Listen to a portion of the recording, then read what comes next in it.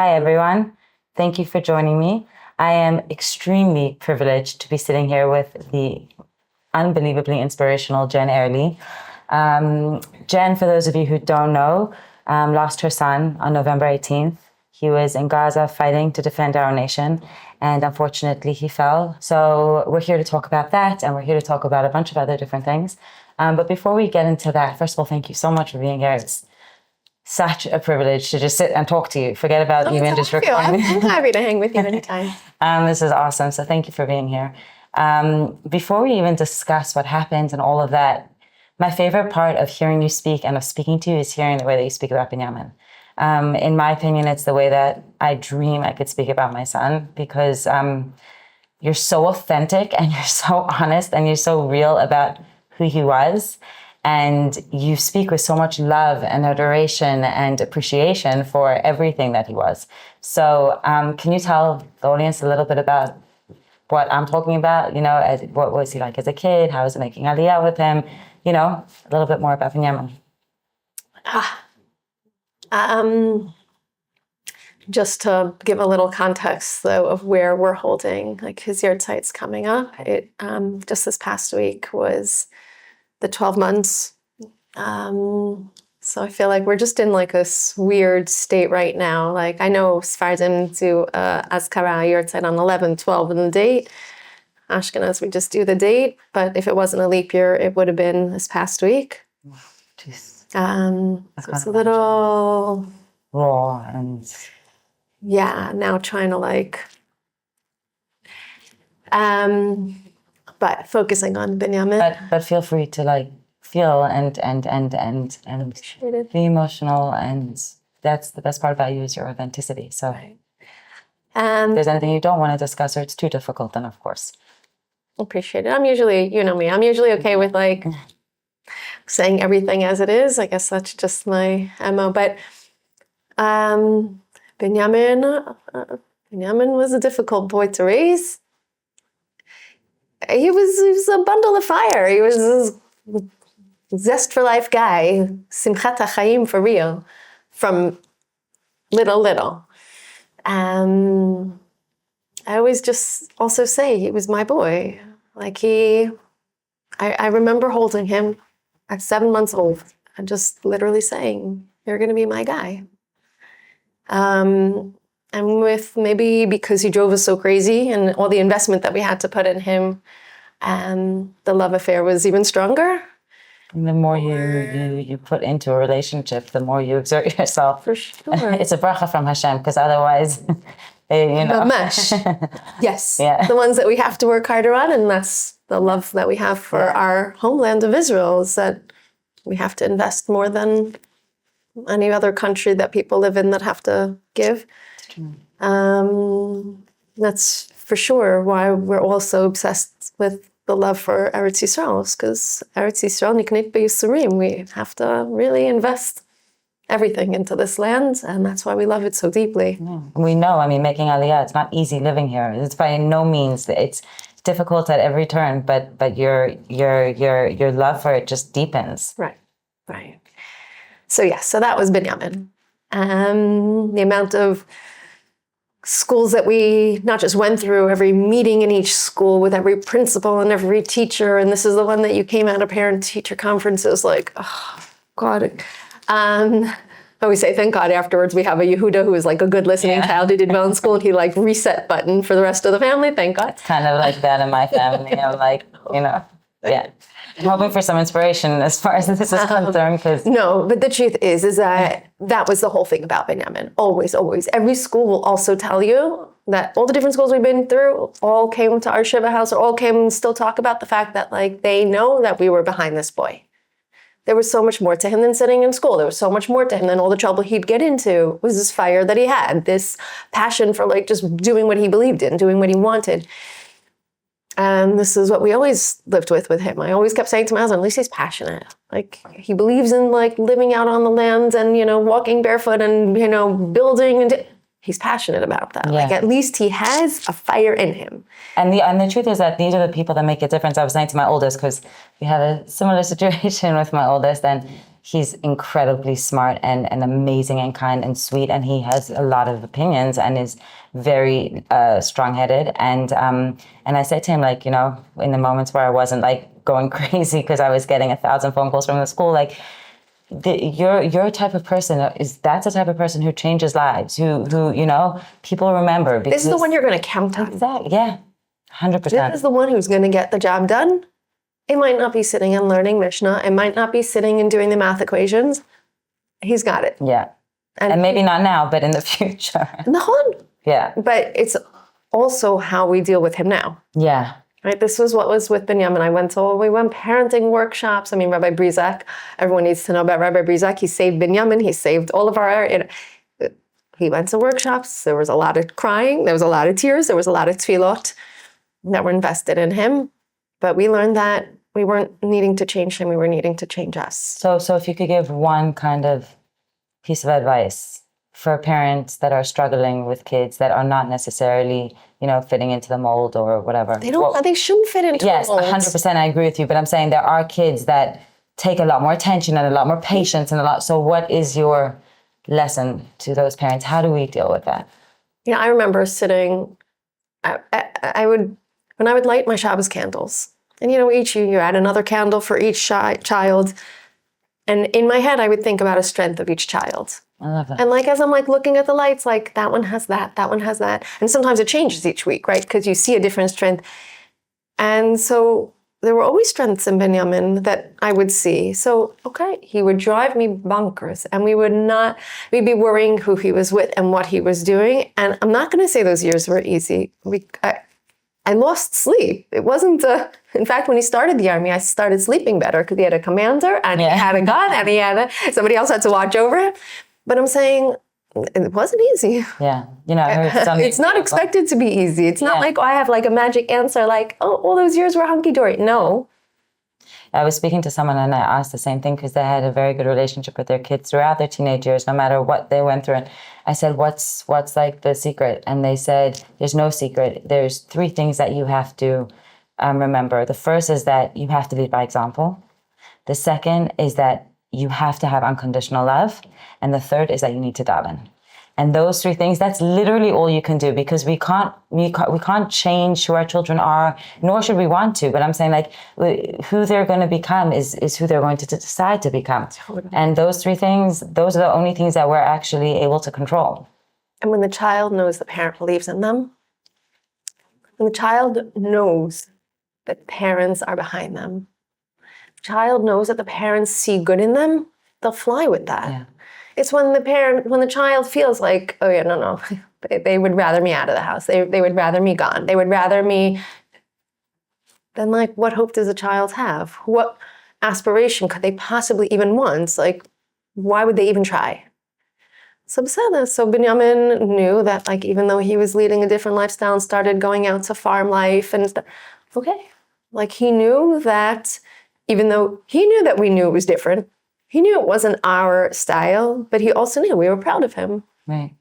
And I think it's also very, very relevant to teachers as well. And I was listening to a podcast that you were giving, and you were speaking about this one specific Rav, or this rabbi, and he said that he believed in Binyamin, so therefore Binyamin believed in him. And it reminded me of such an incredible story that I heard of.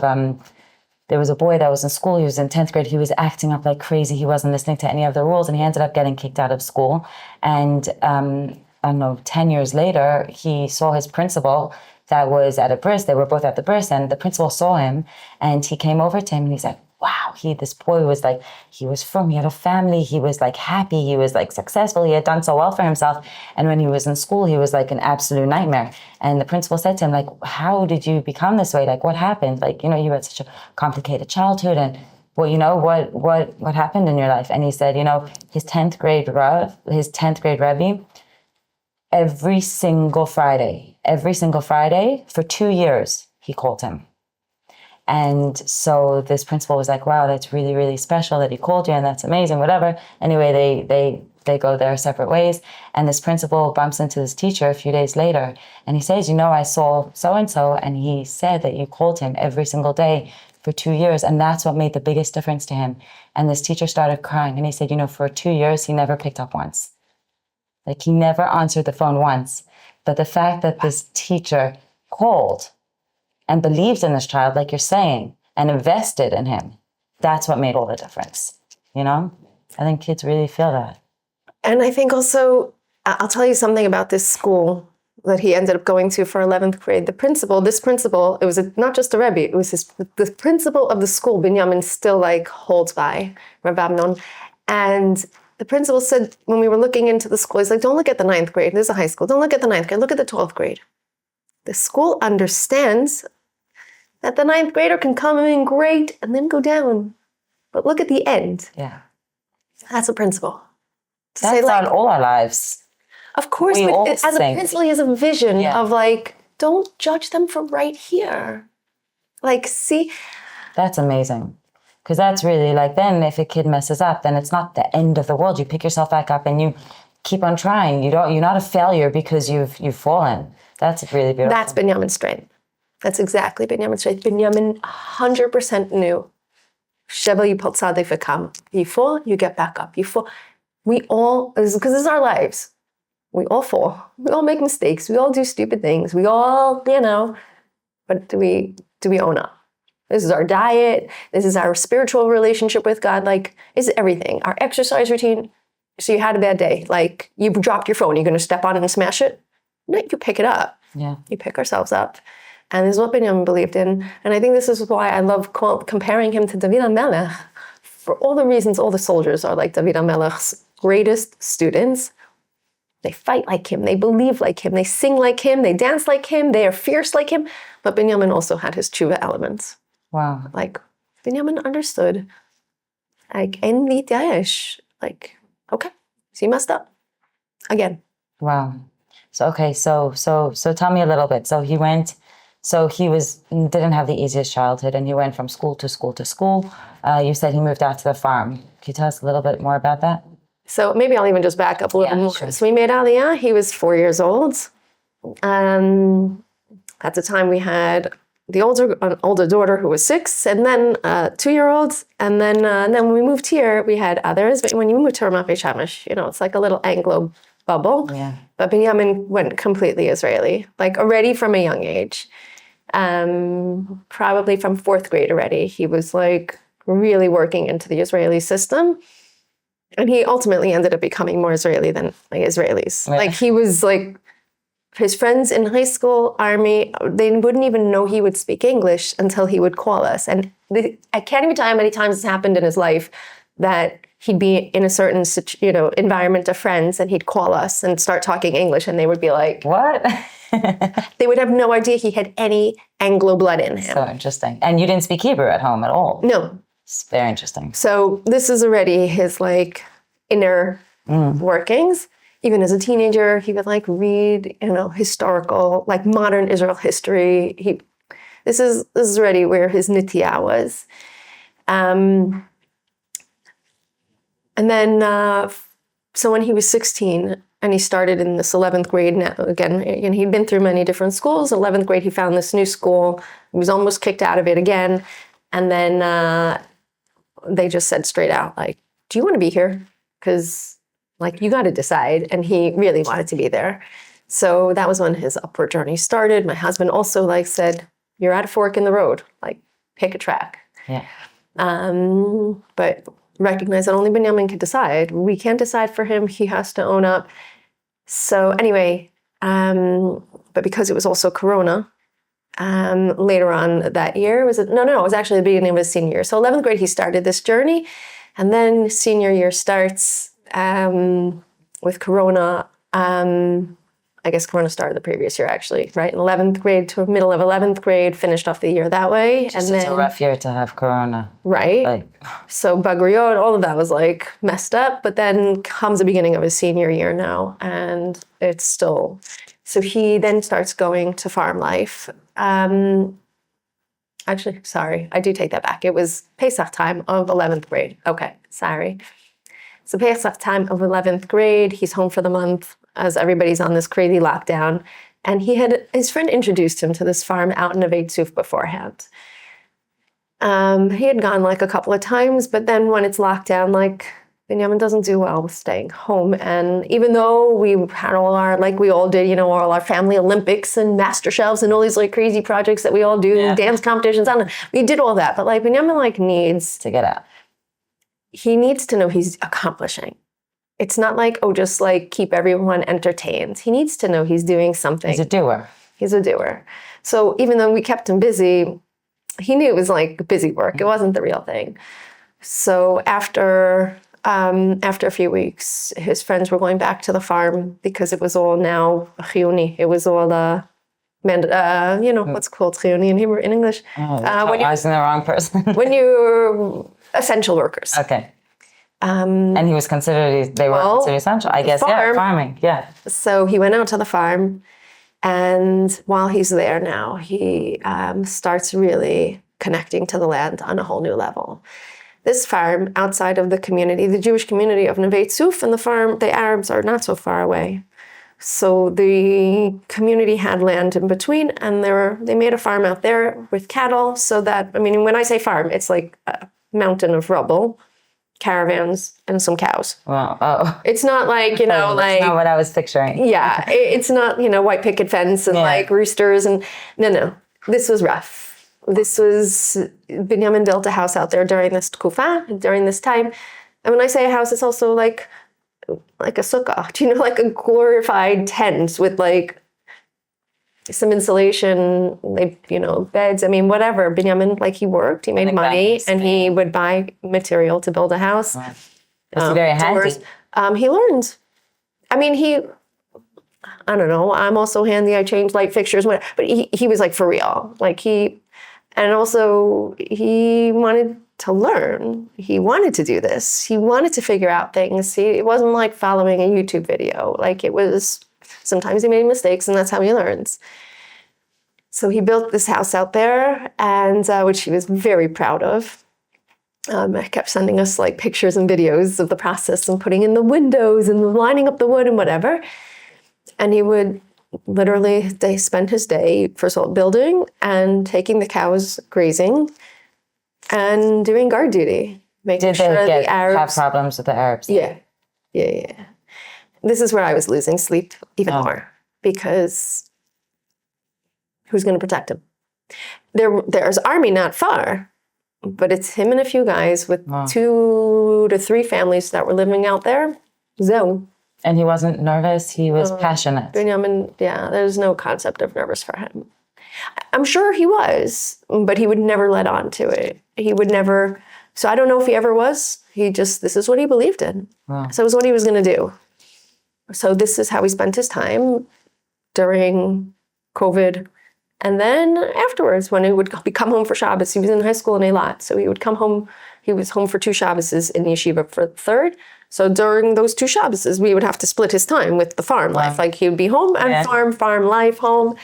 And this is how he would do it. And then again, when he went to Hesder Yeshiva in Tzfat or in the army, he would be there all week, come home and come to us Thursday, farm for Shabbos, or come to us for, be home for Shabbos, whichever. And this is how he would spend his time. And they were building a shul, they built the kitchen, they had, again, it was like with generators or solar power. There's no running electricity, no running water for some of the time. Like eventually, Binyamin built a bathroom because they got hoses. This is how he lived. And this is what he believed in. Jeez, what a bracha to be so passionate about something at such a young age. This is it.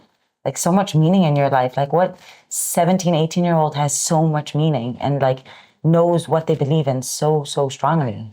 So I imagine their parents who probably would have said, no way, are you going out there? Yeah, it's a testament to your childbearing. It's also him. He didn't really leave us much of a choice. No one's saying like what we're going to say no, he'd go anyway, so now we have to work with him. This is part of like Rabbi Brizak's thing, like, okay, so how are we going to make this work for both of us?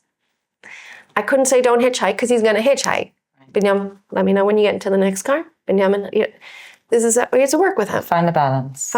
Find something that's going to work for both of us, even if it's really far from what we wanted. But we have to work with him. It's not giving in to him, it's working with him.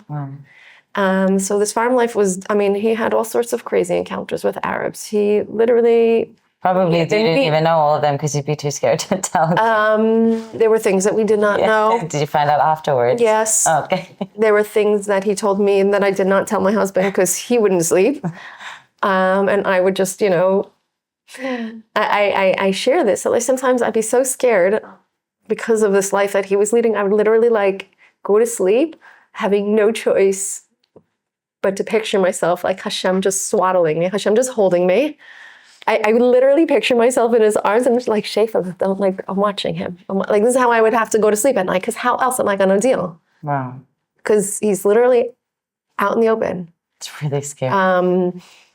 In fact, eventually in the army, his mempe, like somebody, I'm if a kid, but whatever, a high up friend, captain, came to visit him there, which is completely unheard of. He doesn't go to soldiers' homes. And Benjamin invited him, yeah, come, I'll make you dinner, like as if they're on like the same level. But Benjamin like speaks to people eye to eye, doesn't care which again, raising him and you talk to a principal like that is how he got into trouble. Like he talks to a principal like it's like authority figures are not so. He just sees everybody as even. Nobody's lower and nobody's higher. Yeah. We all speak eye to eye. He never saw anybody as lower than him. Mamash, people, kids with issues, he talks to them like they're a person. That's probably why so many people connected to him. For sure, but this is why he was kicked out of places. Right. You don't talk to a principal like that. Yeah. But this is the way he works. So this high commander came out to his farm, and when he realized, like, no, you have to have neshek. Because in our house, I don't have the bars on my windows. I don't have... So they wouldn't let him take a gun home. But once they saw what life he was leading out there, like, no, you take a gun home. Yeah. So we felt better. But then it's also a danger because then the Arabs know, whatever. Another story. The things that we deal with living in Israel. My husband just got a gun also. And I'm like, there's so many different, like, you want them to be safe, but also if, an Arab sees a gun, then your life is more at risk. Another target. Yeah, it's a scary situation. Okay, so he was on the farm for how long? I mean, he started 11th grade and he was literally on the farm, Simchas Torah, the day he needed to go down to... Did you ever go visit it? Yeah, sure. That's amazing. So and then he enlisted in the army. And... so he went to Hesder in Tzfat, and then he didn't want to go regular unit. He wanted to be something more elite. So it meant him not going with his Tzfat friends, which he was fine with. He did the gibush for paratroopers. He got into paratroopers. He then wanted to go even higher, a more elite unit, but he liked the guys that he was with, so he decided to stay with them, a yeshiva group, yeshiva boys from different yeshivas that were all now put together. Amazing, amazing, amazing guys. They're like my boys now. They literally call me Erev Shabbos. I'm very close to them.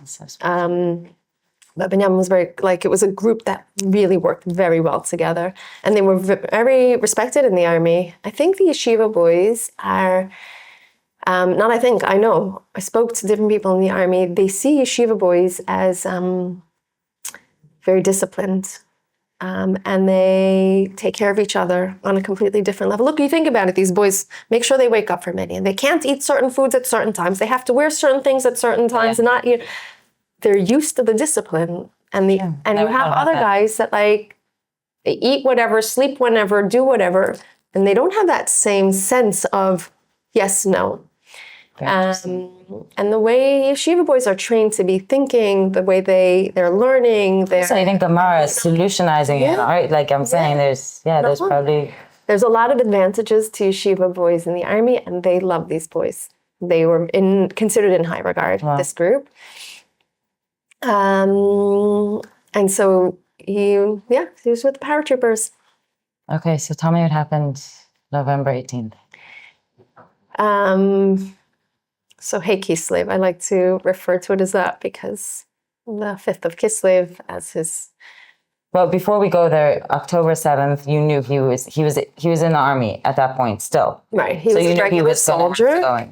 Once we saw in our little Ramat Beit Shemesh community, all the guys leaving on Yantif, everybody in their Shabbos clothes, all the soldiers getting into their cars or put on their uniform, so once I saw what was going on, I already knew that he was also going to be called in. He called me As soon as we turned on the phones, we spoke to him and he said, yeah, that he got to his base in the morning, which is up north, and they were helicoptering them down south, and he was giving in his phone and he was going to call when he could. So that was all I knew. Actually, that day they went to a kibbutz near it's called, and that's where they were making sure there were no more infiltrations, everyone was safe, and that was where they were the first week of war. I tell you this because we just went there last week, and I met with the community and saw the house that the boys were living in. It was really, really so special, and they're so appreciative. And they recall these boys, and they left notes for them. Please take care of the animals and all our pets and feed them this one. And they did. And they were evacuated straight away. Yeah. And they know that they came home to their homes being cleaned by our boys, like put food way back in the fridge. I mean, it was... Money put on the table for like the food they ate from the fridge. I don't know. Benyam called me from somebody's phone. He's like, I'm like, where are you calling? He was like, no, a landline in somebody's house. Like, so they went right down then. So he wasn't home, but once I realized everybody else is going, I knew he had also been called up. Were you concerned that he was going to be like he was in the kibbutz so close to the border? Or like was the main concern that he was going into Gaza to fight? So we knew that they were on a kibbutz. We knew nothing. There was no more or less worrying. Wow. Like we didn't know anything. Everything was so shocking. Everyone was petrified of everything. I mean, you had no... So then after, I don't remember the timing, after a week and a half, 6 days, I don't even know it anymore. They went then back to Bachtzan Chanim, the army base, to train to go into Gaza. They did training there, and then the army had us come for a picnic with the boys on a Friday morning. That was October 27th, to just be with them before they were going to go in. That's special. Yeah. So that was the last time our family was together. Our family was with him. And that was Friday morning. And then Monday night, Monday they gave their phones in, and Tuesday they went into Gaza. And so I share this piece because, first of all, so everyone understands like what happened really on that day, and also God's hand involved. Binyamin was trained, the whole army service, he was called a Negevist. He had this big, massive machine gun called the Negev. Binyamin and his friend Elia were the two out of their whole group that were like awarded these guns. You have to be a great shooter, strong, big. Binyamin was, he was also, in addition to his inner toughness, he was actually physically very strong. It's like a funny thing with him. He always wanted to work out, and he would do workouts, but like he just his daily life of all his building and doing and carrying and like, no, why should you do that? I'll do that for you. Like he was naturally very strong because of his regular life. Yeah. So anyway, he was this Negev guy. And but then once they were going into Gaza, he was trained to be what's called Chapak Magad. He was the right-hand man of the Mefaked Gedud. So not his commander, few commanders up, he is now his right-hand man, wherever Yoav when Binyamin goes. Like this is protecting him. And he's protecting him. But the whole team, their whole tzebetz, was now in charge of all the equipment, because they were all with this Mifaked. Binyamin was just his right-hand man, but they're in charge of all the equipment for all the decisions of all the paratroopers in northern Gaza at this point. So as a parent, you're like, okay, because they have all the equipment, which means they are protected by like 37 soldiers protecting them, and then another whole dude protecting. They were like fortified. So as parents, it was like, we can breathe a little deeper. Like right at the start of war, what we did not know when they were going into Gaza, his buddy Elia, who had the Negev gun, broke his finger. So now Elia couldn't have his Negev gun. So now the only person who can have the gun is Binyamin.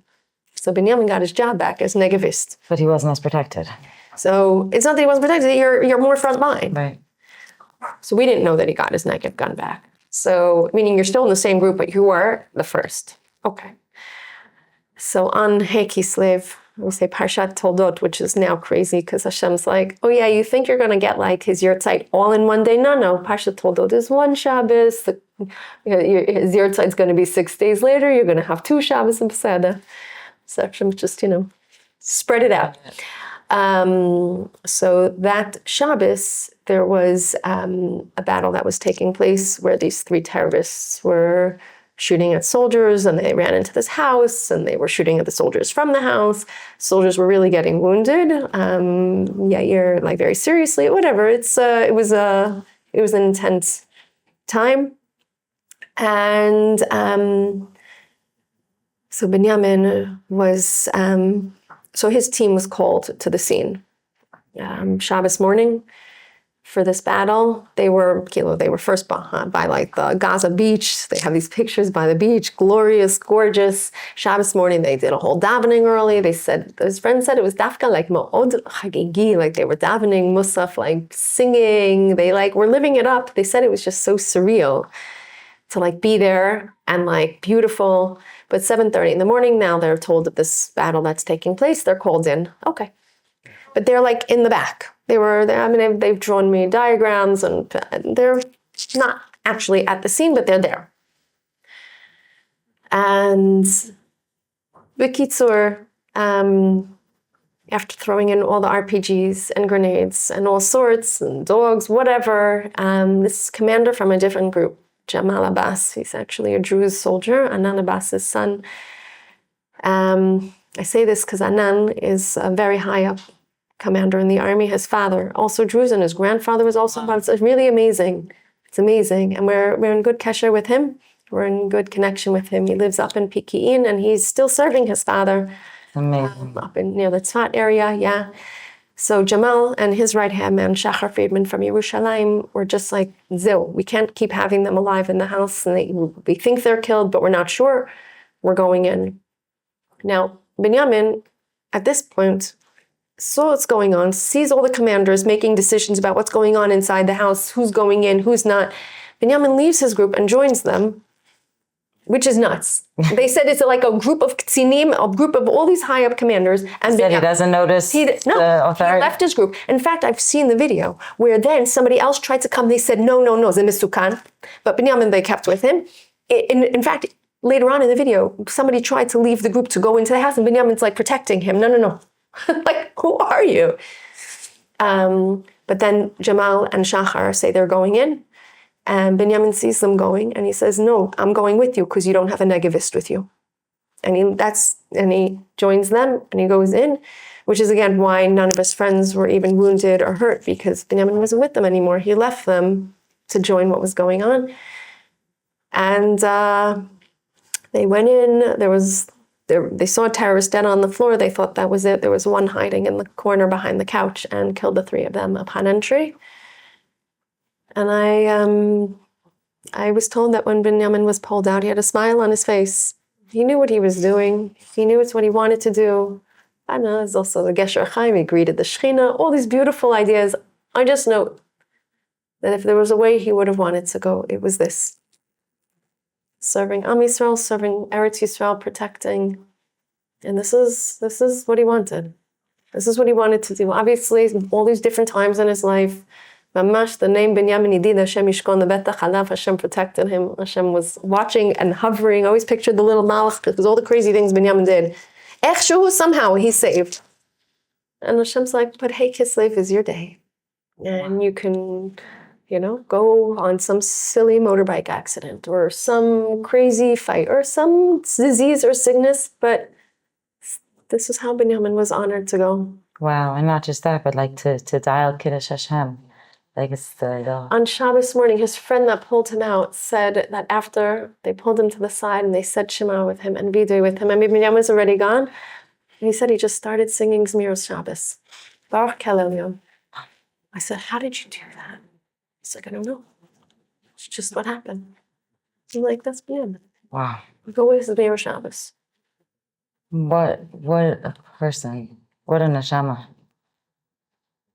I mean, to go through what you've been through, I cannot even fathom for one moment the pain and but as a parent, to know that like your child this is how they would have wanted it to end, to know that they were doing what they believed in the most and protecting people and just, like you said, we don't get to decide, people get terribly sick and they suffer for years and years, or they get into accidents like you're saying, or things like that. Like he knew what he was doing the entire time, and he put himself in harm's way to protect others.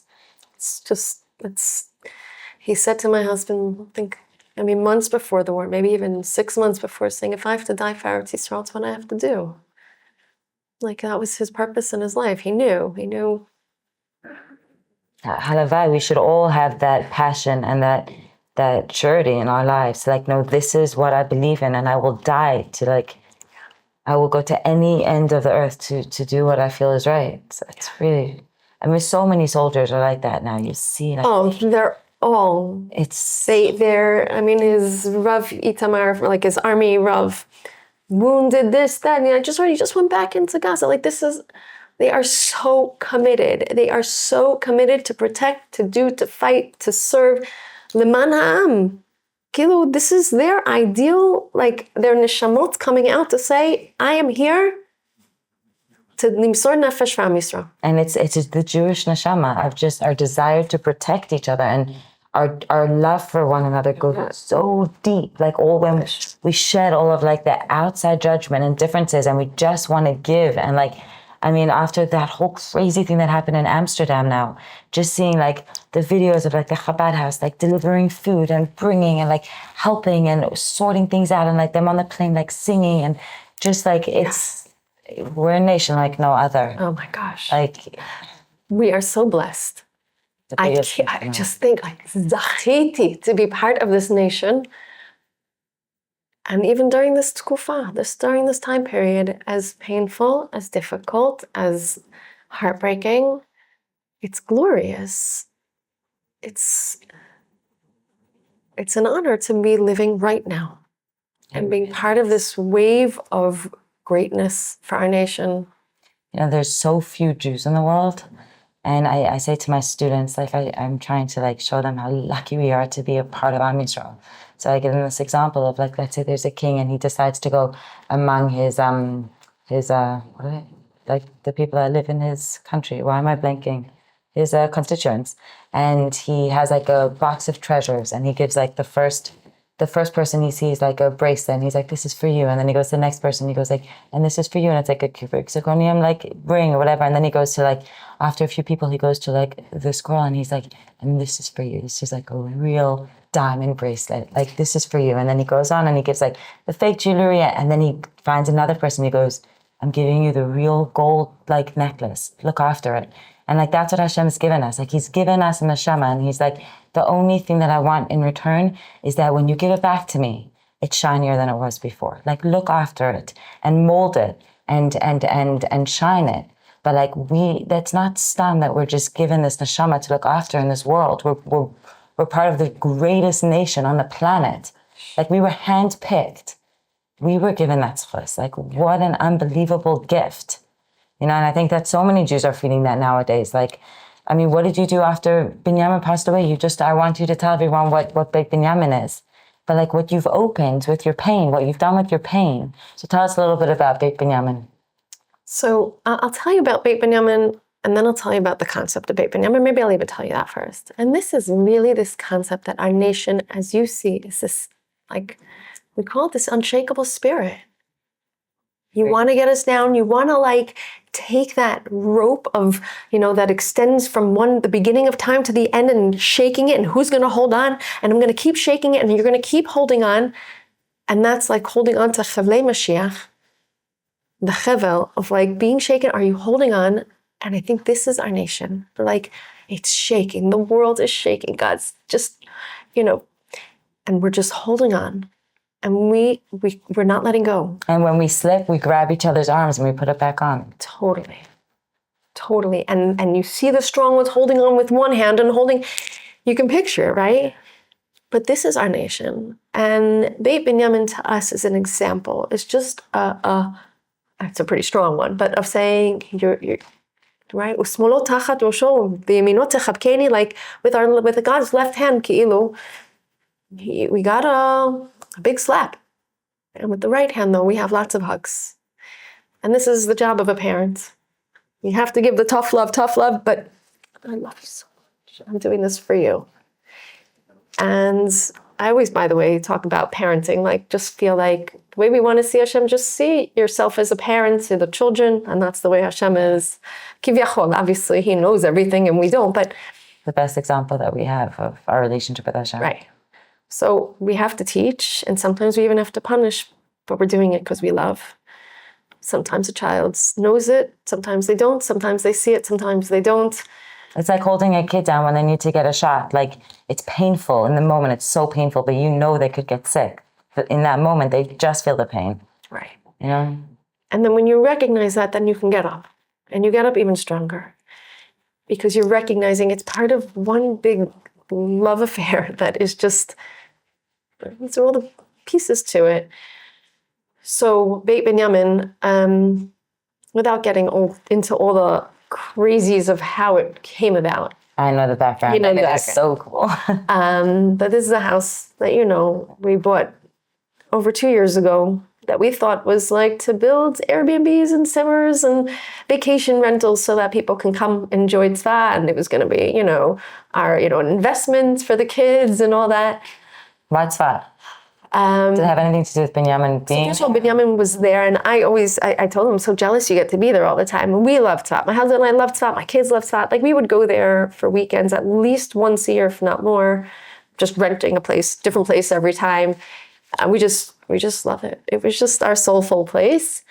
And then ultimately the answer is like, why tzvat? I don't know. I saw an ad and, I was like, oh, sounds great. Like, let's just go look at a house with no money, no anything. Like, why we did this is just... And,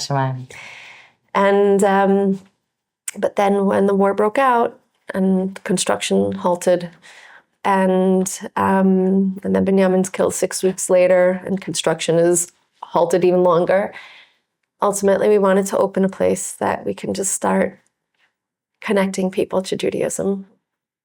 My cousin planted this idea in my head, and then one Shabbos I came home and I was like, Rob, like, all these soldiers are coming out of Gaza, soldiers are fighting in Gaza, and they're putting on tefillin. They don't even know the first thing of Shabbos. They're putting on tzitzis. They all want tzitzis to protect them, but they don't even know the first thing about kosher food. Nothing. But yet they're like, their hearts are open and they're feeling and they're recognizing God. They're seeing his miracles and acknowledging that it's him. So I was like, I want people to see how sweet Yiddishkeit is and just taste Judaism for how beautiful it is. Taste Torah. Tamuru kitov kilo. I want them to, so I wanted to open up this place where they can like come and just start learning about Yiddishkeit. And he's like, yeah, you think they're going to come out of Gaza and like sit and learn, right? Like, you got to know. I was like, but he's like, they need therapy. I'm like, great, we'll offer therapy. He's like, they want like pampering. They're going to need like good food. Great, we'll get good food. We'll get pampering. We'll do it all. He's like, yeah, where are you going to do this? I'm like, yeah, it should be like in Tel Aviv so they can just come conveniently, not travel far. No, I take that back. It has to be far away so they can focus and really get into it and just the views, let the air in. He's like, I think this is why we have the house. And so Beit Binyamin became that. We've been running retreats for soldiers, for displaced families, we made a bar mitzvah weekend for a soldier who had not been with his family for 8 months at the time, and his son's bar mitzvah was at Shabbos, and we hosted their family, and it's been gorgeous. It's been glorious. Since Rosh Hashanah, we've had soldiers we haven't been able to do retreats, first of all, because there have been rockets to Tzfat, but also because since Rosh Hashanah and the soldiers have been up north, they don't have time to leave the north to go home. They barely have time to like leave their base and sleeping, these older men sleeping on, army cots or on the floor. So they come to Beit Binyamin for a few hours, for a night, for 2 nights, just relax, have a nice shower, have a good meal, have some good comfortable mattresses to sleep in, the views, the everything. So it's been 24/7 full. Like, how many rooms are there? So there are 8 bedrooms. And it's like the laundry baskets there, like sleep, and it's been constant then cleaning because they're just there all the time. And they're so appreciative. I mean, the Rav who was with Rabbi Avi Goldberg, they've seen horrors, and the last thing they feel like doing is now sleeping on the floor in a sleeping bag. So here they come and we're able to give them a little bit of Meshivat HaNafesh. But to me, in addition to like the level of chesed that goes on, I'm grateful that we are chosen to be a conduit for chesed, for just helping. But I think it's also just the concept of, you want to get us down, we're coming back up. We're just gonna show you that we got more strength in us than we even thought before.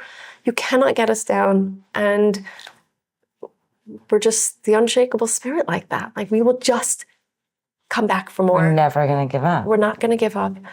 We're not going to stop fighting. And if it means that this is how we fight, we're fighting with taking care of other people, giving what we can, this is what we're going to do. And I think that, so to me, like, the lesson of Beit Binyamin is actually like almost more significant than the chesed that goes on in the house. It's just that people should realize that they have the strength in them to get up and to keep doing. And it also feels really good to take care of other people through the pain, knowing that we can, my daughter said to us, we can sit home, we can close the blinds, we can lock the door, close the lights and say, we're done. That's it. And she said, v'zchutchem, if you want to, you can. But Binyamin taught us a lesson. When he was doing one of these army trainings, this is long before the war, just training with the Negev gun, him and Elia just got their Negev guns. And they were on a hike by Har Dov up north, next to the Lebanon border, actually.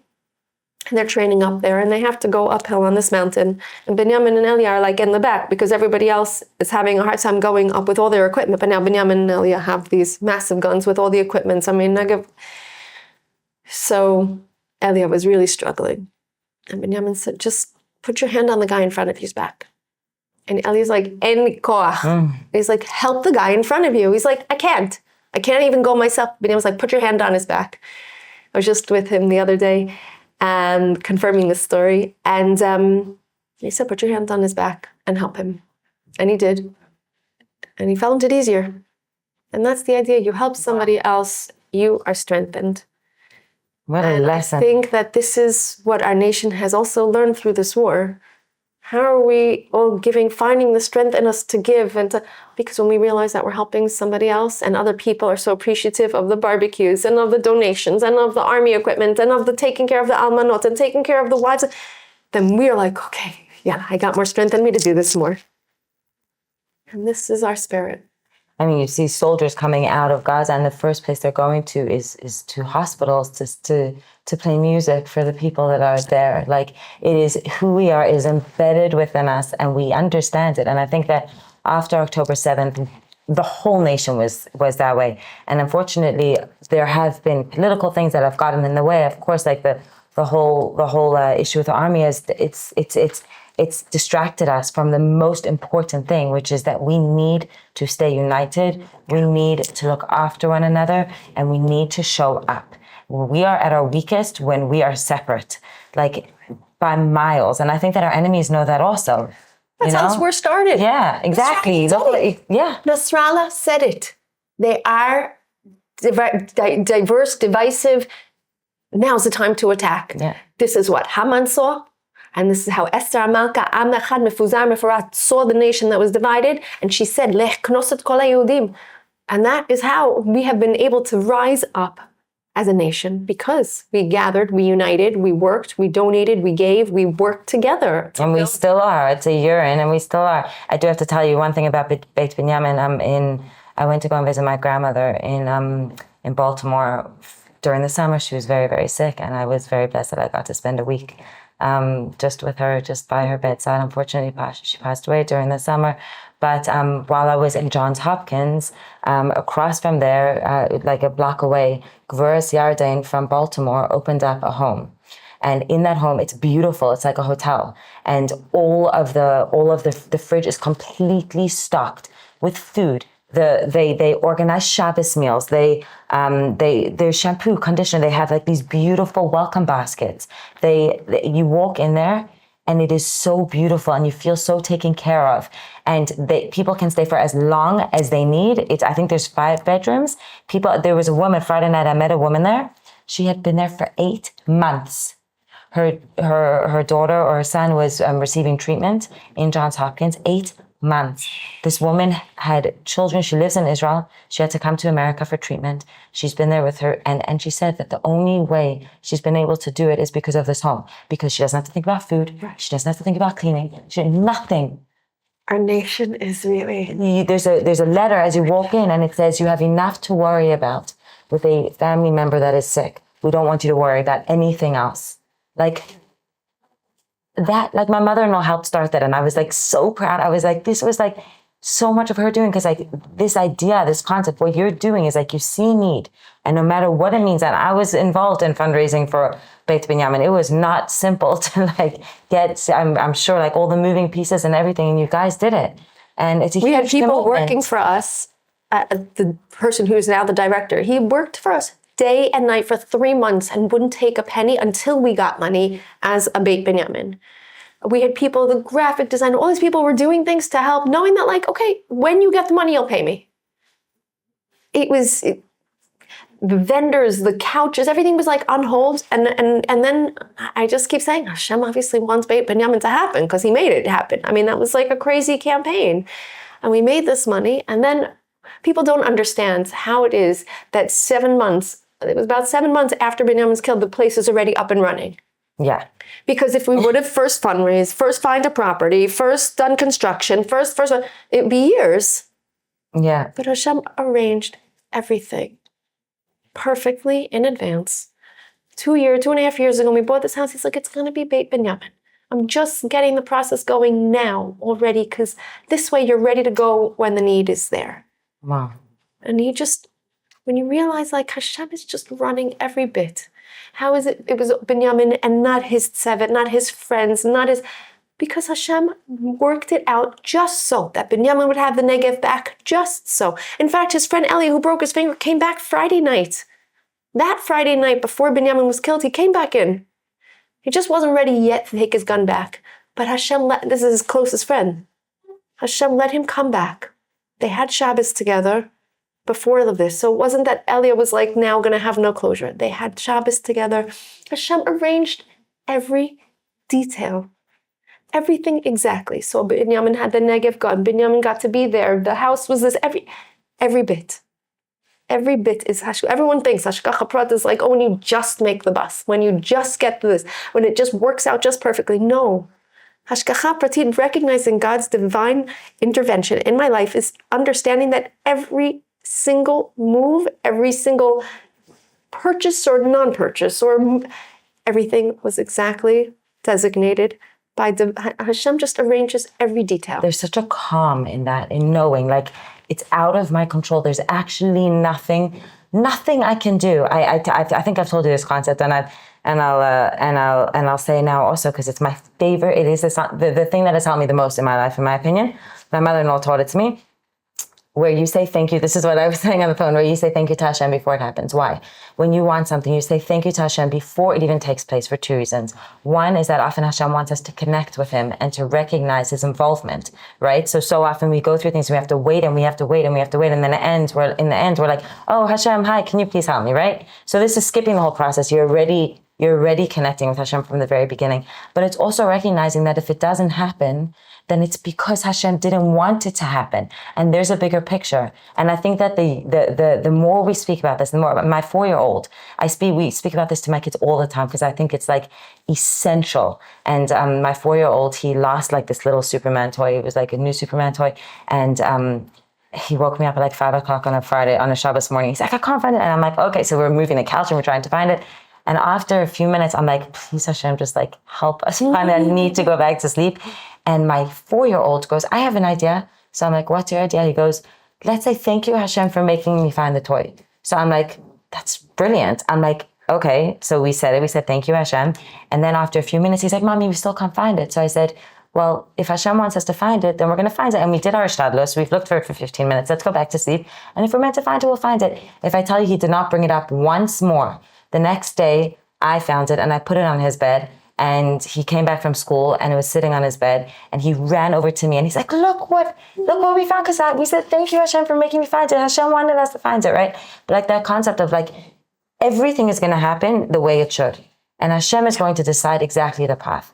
And either we can fight it and we can fight it and we can fight it and we can get involved and we can try and figure it out on our own, or we just sit back and do our ishtadlus and the rest is up to Hashem. And all of that anxiety and all of that stress and frustration, it dissipates. Yeah. Because Hashem's in charge. You know, that Shabbos afternoon when the soldiers came to our house, I remember when they told us, and I just, I had nothing. I understood mamash the concept of Vayidom Aaron. There was nothing to say. And my husband, right before, I was sitting on the stairs right behind me, and he's like, but we did this and we did that, and we started this group and we were davening for this. And I said, and this is Hashem's answer. It was like just, Kashem shemavarchim ala tov, kach mevarchim ala ra. Like it's the same Hashem who's in charge. You know, one Pesach we did this, like, you know, whatever Pesach, we, you know, have a different theme at the table. And one year we did this thing where when it's your turn to read the Haggadah, you have to say 3 thank you Hashems, one for something he did for you, one for something he did for the nation or for the land of Israel, and one thank you for something, Hashem, that you did for me that I didn't like. Because it's this concept of saying, okay, it didn't work out the way I wanted, but I'm still recognizing Hashem, you did it, and thank you because you obviously know better. And I will never forget, my nephew was at the table and he couldn't find any of his notes. His notes all got lost, all of his Pesach things. And he just said, thank you, Hashem, and I can't find my notebook. And then like the middle of the Seder, the kid, I found your notebook, Alex. And again, sometimes it works out that you get it, right? Your son found his piece. And sometimes we don't. And it's the same Hashem. But to have that clarity when you're in such a depth of pain like you did, like it's very easy to say when everything is manageable, but when you've lost a child, to still have that clarity of this is what Hashem wants, it's the same Hashem who does good, it's the same Hashem who tests us. Like that is like a level of like belief in HaKadosh Baruch Hu that like I definitely don't have, and I you should never be tested. Amen.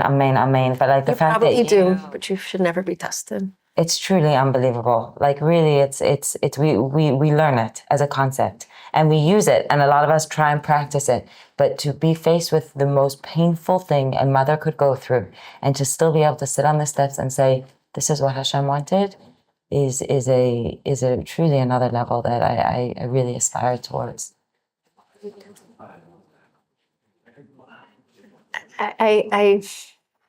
It doesn't.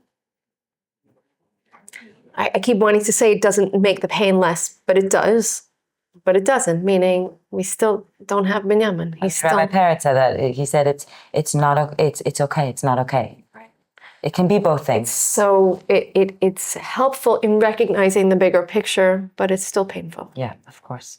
But you feel a little bit more taken care of when you know that there's like you said, a bigger picture and someone moving the pieces. And what a story. Well, you are truly what you've done with his legacy and just sharing who he was and everything that he lived for, and using his death to inspire people and to bring people closer to Yiddishkeit and to just spread your strength and your commitment to Yiddishkeit and to your emunah and bitachon. It's you're really truly changing lives, and I want to thank you from the bottom of my heart for coming on and for sharing so vulnerably. And I would say that Binyamin's neshama should have an aliyah, but he is already sitting next to the Kisei HaKavod. He should continue helping Hashem look after us, and he should just say, Yalla Hashem, enough already. Get things done. Come on, he's a doer. He's a doer.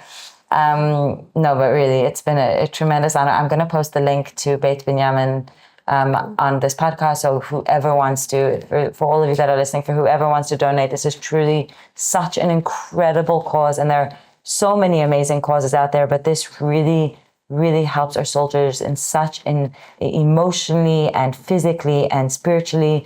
It just encompasses all of them, and I really, really, really recommend looking at their website and seeing the incredible work that they're doing. Thank you. Thank you.